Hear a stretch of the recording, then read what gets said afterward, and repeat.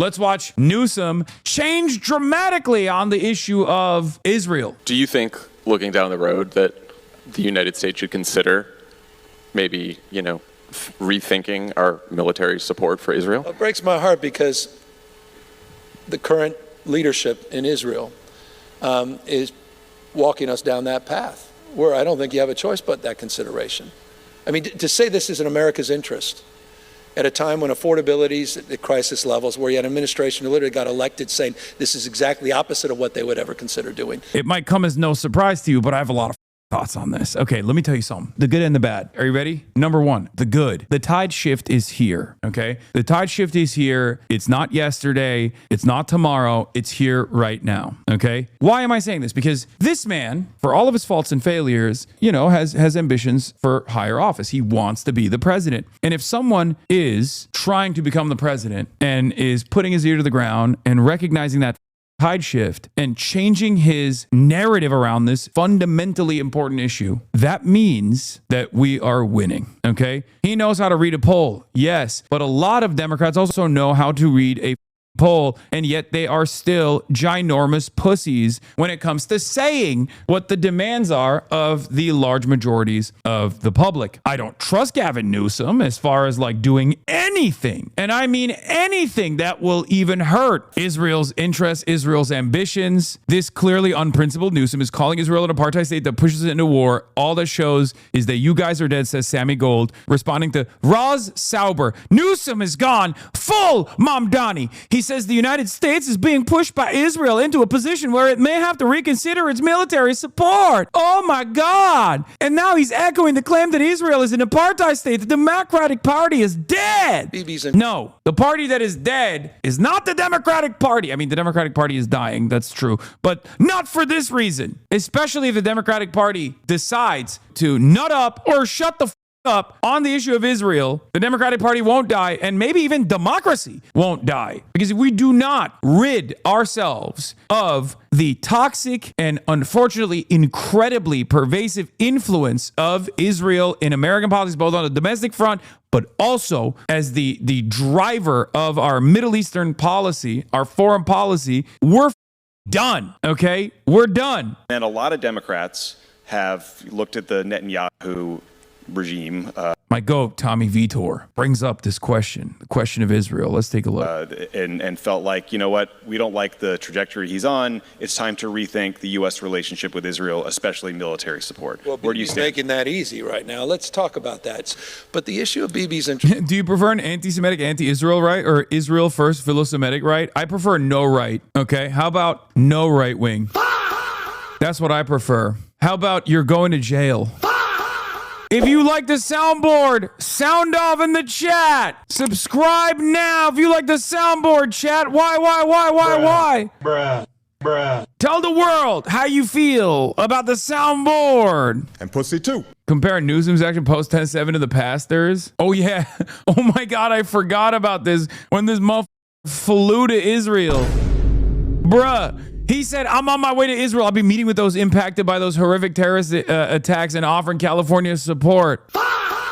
Motherfucker said, taxpayer dollars are going to pay for me to go to Israel. I'm going to hug and kiss the apartheid state. Also, we know what his previous take was on Fortnite Friday. Culture and traditions, and I believe in the notion of sovereignty, and I believe countries. I was with you, and then when I saw his appearance on the Note Boys podcast, it kind of opened my eyes to research a bit more. And now I think that potentially a one-state solution may be the only possible solution. My God, basically from Avi Shalim's brain to Connor Eats Pants' mouth. You know what I mean? Well, we have a little bit of disagreement on that. I'm not falling. I'm not going to align with Bibi Netanyahu on that point of view. No, I don't align with Bibi. I think that that's more of a Bro's never heard of one state that is like a Palestinian first state. You know what I mean? He's like, what do you mean? You want Benjamin Netanyahu's design? Like the only time he's ever heard of one stater is like someone who is an ultra Zionist. A Palestinian support solution. Just getting equal rights and being able to live on where they live. Yeah, well, I mean, with different approaches is to reach that same, at least as you've described it, that same perspective. But I've long believed in two-state solution, and I believe it's the appropriate and preferable path. You think Jared Kushner is going to do a good job? Come on, Jared Kushner. Yeah, come on. He inhaled those Palisades fumes for you and you mock his voice now? Yes. Newsom is a socialist now? If anti-Semitic nationalists on the right are aligning with anti-Semitic socialists on the left like Newsom, what does that make them? Big Gavy Gav. I'm talking to you and you only. Everybody else tune out. Everybody else tune out of the broadcast. This is just between me and Big Gav. Gruesome Governor Gavin Newsom. It's just you and me right now, baby. Listen to my voice. You want to make this pivot to the left? You know where to come, okay? You know where to come. I'm going to come. Come to me, Gavin. Come to me. Let's have a conversation. I am sincerely interested in seeing what you're about. You've been my governor for as long as I can remember. I've paid a lot of taxes in this state, okay? I make a good amount of money here. I'm asking you not just as a tax-paying citizen, but as someone who wants to really understand where you're coming from. Now that you are pivoting as a radical visionary, singing the praises of Yahya Sinwar, I need to hear from you. I need to hear from you, Gav. The view count is going up. I told you guys to leave. You're still in here. You're coming in. You're tuning in. Now that you saw me talking personally, this is between me and Gavin. Come to the broadcast. You just did the Adam Friedland show. Many people call that the millennial Bill Maher. Come on, the millennial Jon Stewart. Let's have a discussion. You're hanging out with the Pod Johns? I hang out with the Pod Johns. You hang out with Adam Friedland? I hang out with Adam Friedland. You hang out with the Lemonade Stand podcast? I will be hanging out with the Lemonade Stand podcast. I'm just saying, Gav, get on the team, baby. Adam is Hasan's friend. Gavin, you'll be safe. That's right. You hang out with Connor East Pants? I hang out with Connor East Pants. He's got his own domestic issues. He's trying to stay out of jail. He's got an election coming up. He's potentially on the ropes. He's got folks, the hard line, that want to annex the West Bank. I mean, Freeman and others are talking about it appropriately, sort of an apartheid state. They couldn't even, I mean, we're talking about regime change. For 2 years, they haven't even been able to solve the Hamas question in Israel. So this is, I mean, you know, I want to be careful here, but, you know, in so many ways, that influence in the context of the conversation of where Trump ultimately landed on this is pretty damn self-evident. And so Rubio may have been saying something else in the context of what he ultimately said in terms of being sort of pulled into some of these things. But I will say this, didn't surprise me in this context. I don't know if it was Napoleon or whoever said about a sword, the only thing you can't use a sword for is... We used to be so close. I'm yearning. I have a real yearning in my heart for big Governor Gav. Sitting on it. And when you bring 2 aircraft carriers out there and you assemble the kind of military force that Trump did over the last few weeks, it didn't surprise me ultimately they moved that direction. Do you think, looking down the road, that the United States should consider maybe, you know, rethinking our military support for Israel? It breaks my heart because the current leadership in Israel is walking us down that path, where I don't think you have a choice but that consideration.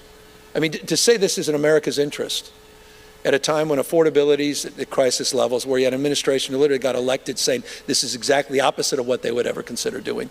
The fact that we are in this now regional war, all these proxies, the fact that we, you know, and all the grift and the corruption that's also marks a huge part of this, and that's a real conversation we need to have, this board of peace. And the peace that the Witkoff family's getting, and the peace that Kushner is getting, and the peace that Trump Jr. is getting. He flips it back on a partisan basis. Was there any way for Gavin to come out against Israel at this point that wouldn't make him look like he's just spineless and flip-flopping? No. New J Insider via Gabby Deutsch. Dude, it's so funny. These guys are going to write an article about every politician at this point, okay? For the last 2.5 years, I was the #1 op. I'm feeling a little jelly beans right now. I'm feeling a little peanut butter and jellies. They haven't written about how I'm a Hamas IRGC militant months now because they're so busy freaking out about Gavin Newsom, dude. I'm washed. Unk fell off. It's so funny how hysterical Jewish Insider is and how much they need to like consistently like write these hysterical articles like, on Thursday, Newsom will appear in Portsmouth, New Hampshire for a book interview with Jack Cocchiarella, a self-described progressive political YouTuber who also frequently bashes Israel. Cocchiarella said in a post on X promoting the event that they will be discussing Israel. Earlier this week, Cocchiarella called Israel a terrorist state that threatens to kill Americans. Peanut butter and jellies, you couldn't even win anti-Semite of the year? Yeah, at this point, I mean, they're going to give it to like Hillary Clinton for fucking saying something mean about Israel a little bit, you know? That like 99% of the population thinks is not hard enough.